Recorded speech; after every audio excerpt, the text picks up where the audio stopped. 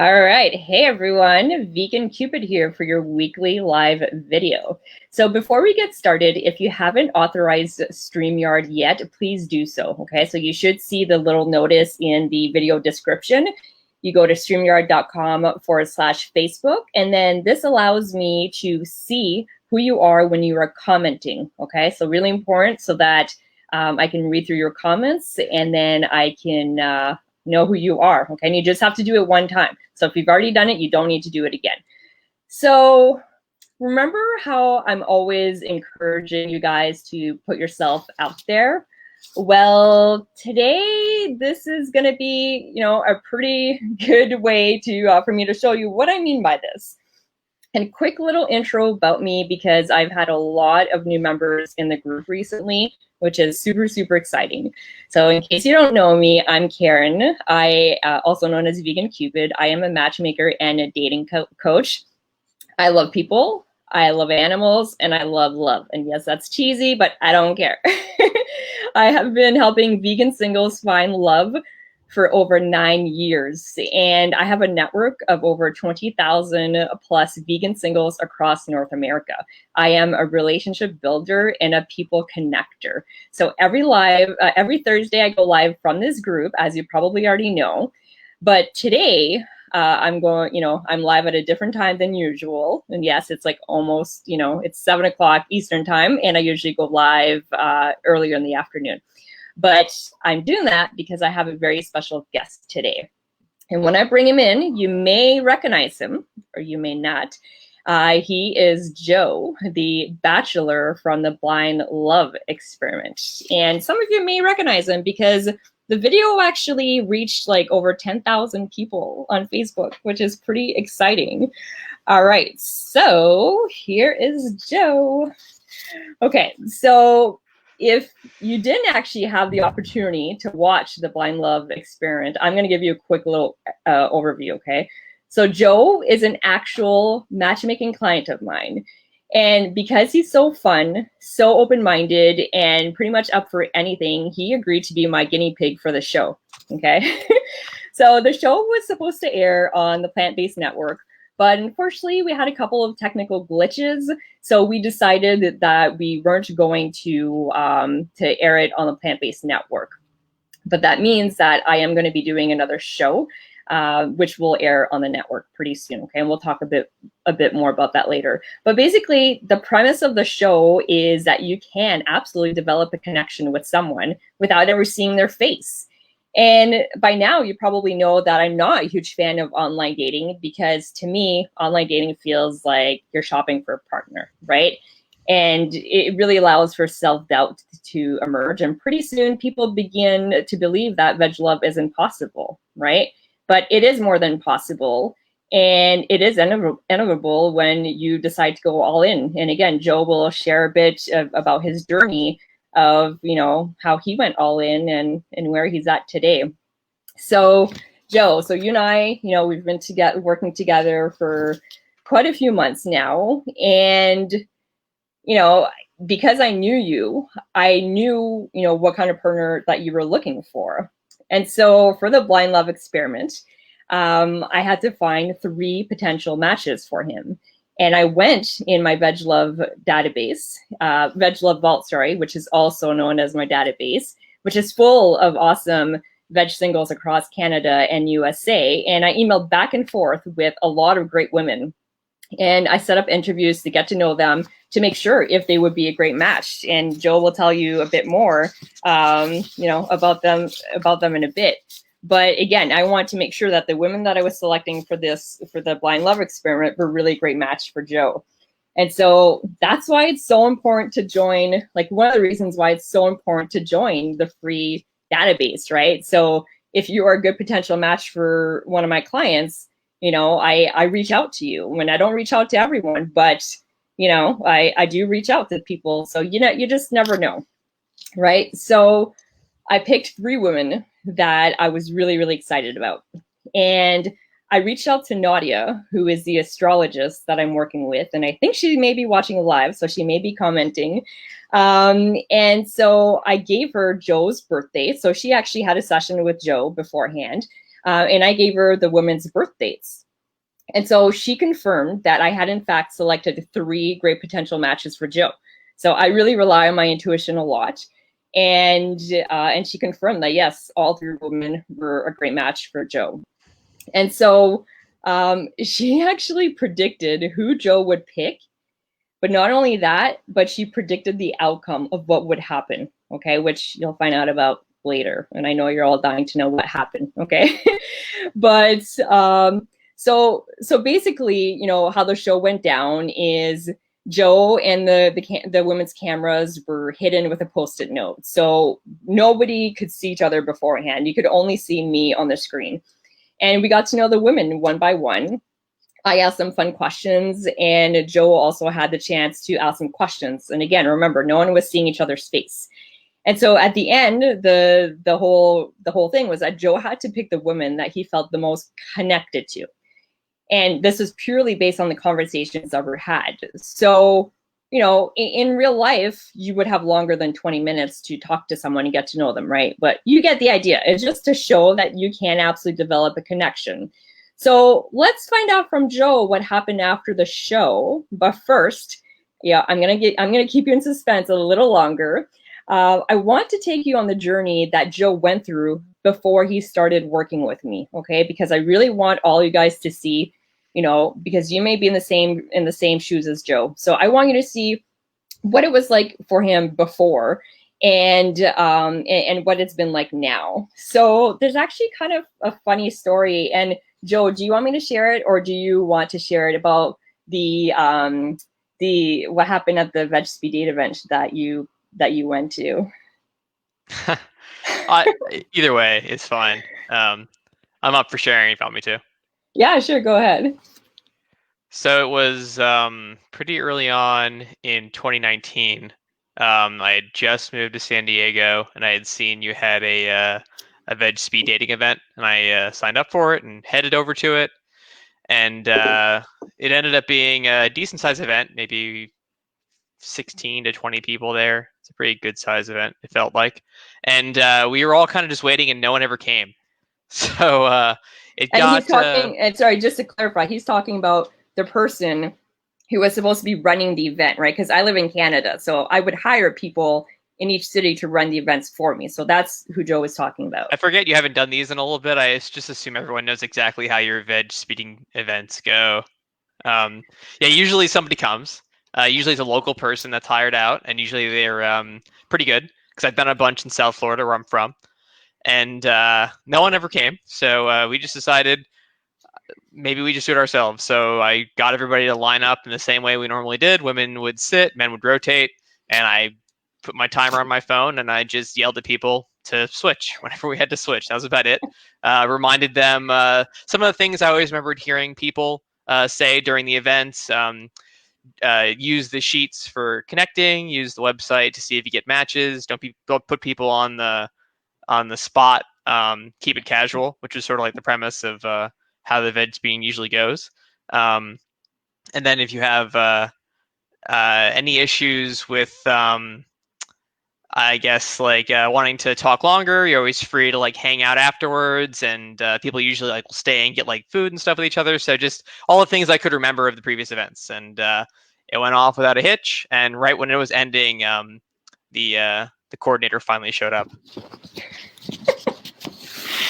Yeah, and so, you know, I wanted to share that story because like I never even knew that there was anything wrong. Like I didn't no one emailed me or texted me or called me, none of the participants, to tell me like, okay, what's going on.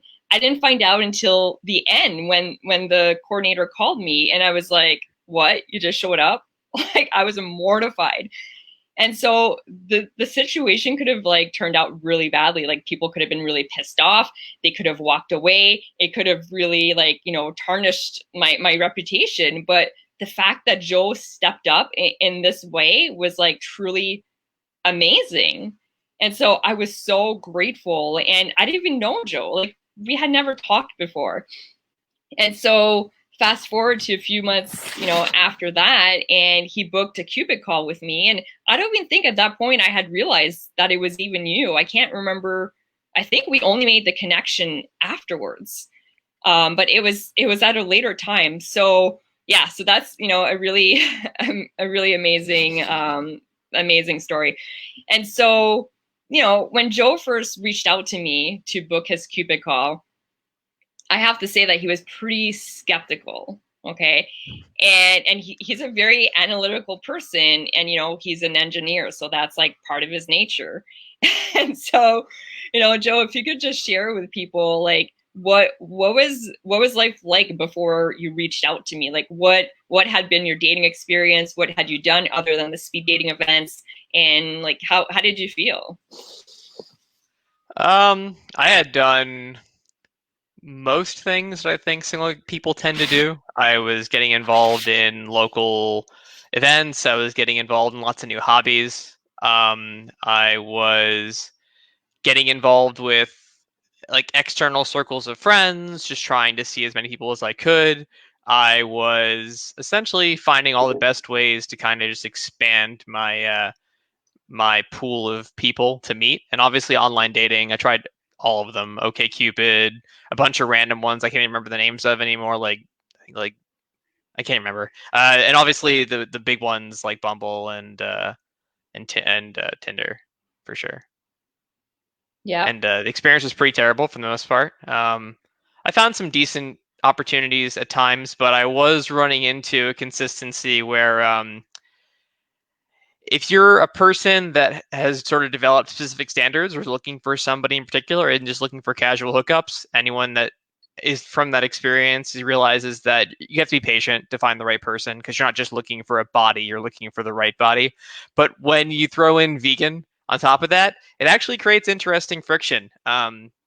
It goes either way. Some vegans refuse to date anyone that's not of the same type as them, also a vegan, and a lot of omnivores are very against dating non-omnivores. I guess wine and cheese excursions are incredibly important to some people. So if you can't eat the cheese with them, it's a ruined date. So that definitely caused some friction, and that's actually one of the biggest reasons I decided to try the whole vegan thing. I figured try to turn it into a strength rather than a weakness. that's amazing. And by the way, if you're watching live or you're watching the replay, I want to know that you're here. Okay, so and I want to know if you watched the blind love experiment. So leave me a comment right now and just reply yes or no if you watched it. Okay, because I'm really curious to see if you did or not. So yeah, so Joe, you did the online dating thing. It didn't really work. Yeah, and then you throw in the whole vegan thing, which is really hard. And so, like, what was the deciding factor? Like, what was that moment where you just said, okay, like, I've had enough of this. I have to try a new approach. I got to do something. Like, what was that?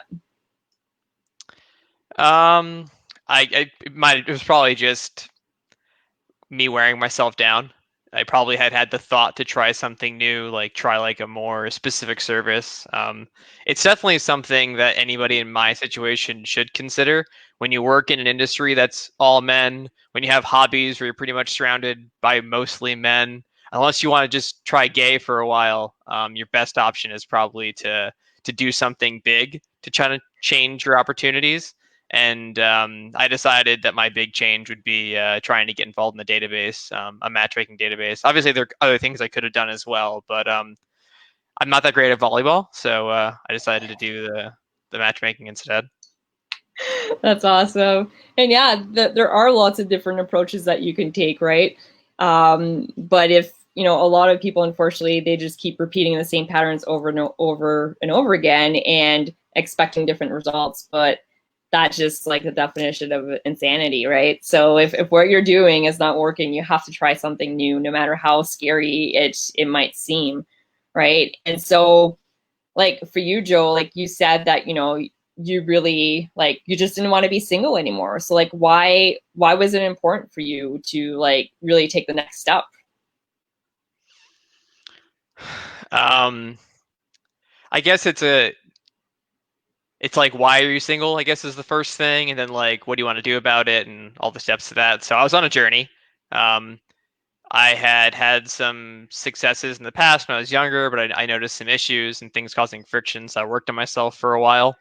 And over time, you start to realize, I think I might be done working on myself. I need to start focusing on the other aspect of this. I think when you get focused on a project, it's really easy to get tunnel visioned. And I think I might have spent a little too long working on myself and didn't transition back into, because running into the issue of like, I felt like I needed my relationships and they kind of defined me. And I had to sort of reassess my self-esteem and find a better way to approach relationships, because it was leading to like weird codependent relationships that weren't very healthy. So it was first work on myself, then find people. And when you recede into yourself to work on yourself and that kind of balloons and it takes a little too long, you kind of have to realize you kick yourself in the butt and kind of like force yourself to then get back into the pool. Right. And I had to really release those gates hard. And I kind of wanted to just go all in. It's one of those things where it's like you think maybe you've maybe wasted too much time. So let's kick it into overdrive. That's kind of what this was. Yeah, and what I always say is that my most successful clients are the people who do go all in, and they just go for it, without knowing what's going to happen, because no one has a crystal ball like you and I don't. I'm not a magician. I don't know what's going to happen every time I start working with a client.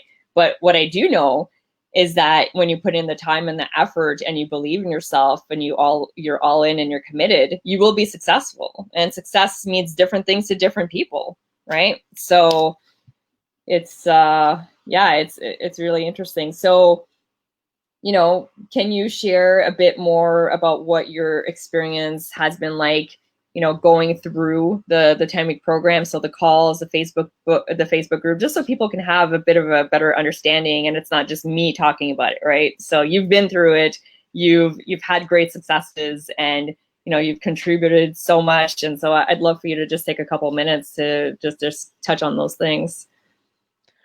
Yeah, as far as the program goes, it's a pretty nice structure. I think you get a really nice exposure to, I guess, your vision of what successful love looks like, or what successful love life looks like. And that's not like just something you came up with and decided to throw up on a page. Like you show with your interviews and with your exposure to other people that you've sort of collected data from a lot of different experts, and you kind of boiled it down very simply into something you could digest very quickly. And they sort of break down into the steps of like how to work on yourself, how to set realistic goals, and how to really break down relationships in a fairly simple way, and then sort of how to approach them.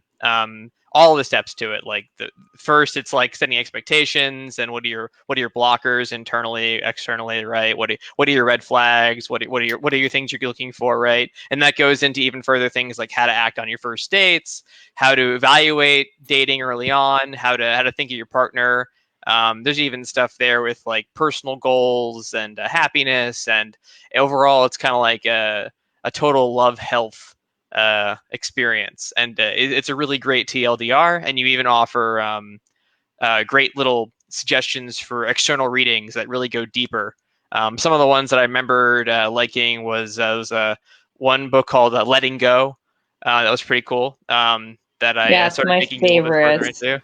Yeah, that was a pretty cool one. And then like some of the ones that kind of quantify things were kind of fun, like defining laws of attraction, and sort of we all decode our love language, like where our priorities are and how we view our interactions and our relationships.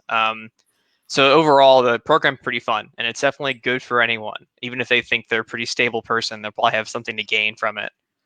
And the Yeah. calls were the other aspect, and the calls were actually the best part. I think, especially because of COVID, it was interesting timing that I kind of started right when COVID started too. But yeah, it was a lot of fun. It's a lot of fun, like once a week to check in with like just a bunch of people that are kind of in your same boat, singles that are also vegan, so we're pretty much pariah in the views of regular society. Not only are we lonely and unable to find love, we also, for some reason, don't eat what everyone else eats. So it's really cool to find that camaraderie and to work together. Yeah, the calls, it's so basically every week we get on a Zoom call, and my clients submit questions to me ahead of time that I answer on the call. And then we just talk, right? And it's a safe space for everyone to share their experience, share, their advice, their suggestions, and it's and people from the program have become friends from this, right? Because you're all like in this together, you're really motivating each other, and it's been like so amazing. Like I absolutely love these calls. I know that my clients also very much look forward to these calls, because where else can you get the opportunity to be, to be part of a collective of vegan singles who are super committed to finding love. And, Joe was always like the super straight up one, like telling people like it is. And like, we all love that. And like everyone has a different personality and everyone brings something different to the group. So it was so much fun to have Joe part of it. And, I actually had the pleasure of meeting Joe in person. So right before COVID, early March, my partner and I actually took a trip to Los Angeles. It's part business, part personal. I was actually there scoping out a studio to do the recording of the Blind Love Experiment. And so it's kind of funny that, Joe, you ended up being my guinea pig for this. But yeah, I ended up meeting Joe when I was there, along with 3 of my other clients. And, we all went out to dinner together at Crossroads. It was amazing, by the way. And we had such a good time, and it was cool because my clients actually got to meet each other as well, right? So it was a really special experience that I really enjoyed. So yeah, so again, do you have any words of advice for anybody who's thinking about taking this program, but they're just not sure if it's going to work, if it's worth the investment, if it's the right fit? I mean, yeah, I guess it'd be the same sort of thought process that went through on my own when I decided, is this worth the investment from both time and everything else? And it definitely comes down to how comfortable are you with things not changing for yourself. If you look at where you are now, and if you're really fine with that being like the same in 10 years or in 5 years, whatever span you want to look at, if you're okay with nothing changing, then sure, don't take any risks. Don't plunge in anything new. But if you're someone hungering for something new, it doesn't have to be a relationship immediately. If you just need to reevaluate yourself and sort of get a check, it's an incredibly positive experience, especially for people like us. It is weird that we are like a group of people that are not normal, and we get judged pretty heavily by other people. So it's nice to hear from others that will reinforce that you're not crazy, you're making good choices, and how to sort of push you in the right direction to make better choices and try to meet your goals. It's all about what you want out of life, right? It's your life. So you evaluate what you want, what you need, and if it's love and if it's veg love, then Korean's definitely a great resource for sure. Well, thank you so much, Joy. I really appreciate it. And, I knew when we started working together that the fact that you were so open-minded, so patient, and I really got to know you well during the calls. And that's another big bonus of these calls for me, is I really get to know my clients on a really deep level, and I am able to help them even more. And so Joe just always had this attitude of being open-minded, up for anything. A lot of my clients are more private, right? And so they would never do what Joe was doing. But Joe is totally putting himself out there, and it's scary, right? It's not not everyone can do it. So again, because he's put himself out there, because he's been so open-minded and trusting of me and just going through the process, he's grown so much as a person, and he will forever have all these new tools and resources and support, right, that he can take along with him to in any relationship. And then he had this amazing opportunity of being part of the Blind Love Experiment. And again, I do want to, the network is really excited for me to actually do the second show so that it can air. But it takes a very special person to be the Bachelor or Bachelorette, right? You have to be a client of mine, because I need to know you well. I need to have that rapport so that when I'm doing the show, I know what to say, I know what not to say, and then I can find great potential matches, right? So if any of you watching are interested, reach out to me, okay, and we can talk about it. But yeah, so let's talk about what happened after the show. And so I know a lot of people are really curious and want to know. So if you're watching, and if you're watching live or the replay, I want you to leave a comment right now, and I want you to tell me what you think happened after the show. Okay. So do you think that things worked out with Caitlin and Joe? or not, I want to hear. Okay, I want to see what people what you think. So, I did make it really hard for Joe to pick one person, right? Because I found three amazing people. And so, yes, he had to pick one, but really I could not introduce the other women to him, okay? Because that would just have been too mean, right? I went through all this work of finding three great women. So I really wanted him to explore all three relationships, okay? So you picked and you chose Caitlin, and tell us a bit more about like what the deciding factor was in choosing her. Yeah. Um, it's hard to explain, I guess. I'm not the kind of person that loves impulsive decisions, like to really bake things down and like again, it's part of just how my thought process has evolved as I've been an adult, I guess, over these years. And at a certain point, it turned into a coin flip. But it was definitely like I was grasping at like incredibly superficial things to look for. Like I just boiled them down into like one word: shy, um, what's it, ballsy, or forward. And then in Caitlin, she was kind of like a middle ground.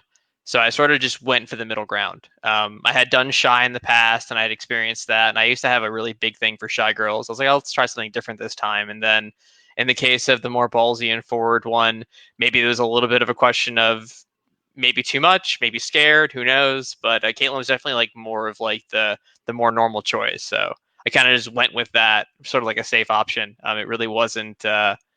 I can't really say that me personally, I had a very strong preference either way. All three seemed so great without being able to meet any of them. It's like I had 15% of the information. So who knows, right? It's a shot in the dark either way. It's sort of how it turned into for me. Right. And so you had a couple of video dates with her, and then what ended up happening? Yeah. So I think that whole aspect of me not looking to commit to anything until I really knew the people well, and that requires like meeting somebody in person, really like picking up on body language and sort of learning more about. You can try to glean like what your day to day would be like in a relationship. You really don't get that with text. You get it a little bit more with video calls, but I was very slow in this. And like you mentioned, you connected me to all three so that I could actually give all three of them as human beings a fair shake and give them a fair shake at me, to give them an opportunity to reject me as well. Um, Caitlin wasn't crazy about that. She kind of wanted to. She wanted to move under the assumption that it was just her and that we would be pursuing something, but being the fact that I couldn't meet all of them, especially not, I still haven't met any of them, right? Because it's just COVID's had us all locked down. I couldn't promise her that I could commit to her. There would be no way. I needed to assess all three options equally. So she wasn't crazy about that. So she backed out. Yeah, and that's unfortunate, right? But some people, they're just, they don't like that. They want, a lot of my clients, they want to just focus on one woman at a time and really getting to know them. But then some people like to keep, all doors open, right? So it didn't work out. But Nadia, the astrologist, she actually, again, she predicted that Joe would pick her, but that it wouldn't work out. So that was super interesting to me. And then she also predicted that the two other women that he spoke with, that he would also have a strong connection with them. And he clearly does, because he's still talking to them. Okay. And again, I just want to point out, it's COVID. Joe is exploring things, and he is going through the process, even through COVID. Okay. So again, just because it's COVID, it doesn't mean that you can't be talking to people and exploring different things. Right. So again, just want to put that out there. So yeah, unfortunately you haven't been able to meet them, which sucks, but you are doing like the video dates and getting to know them. Right. So can you tell us a bit more about what it's been like?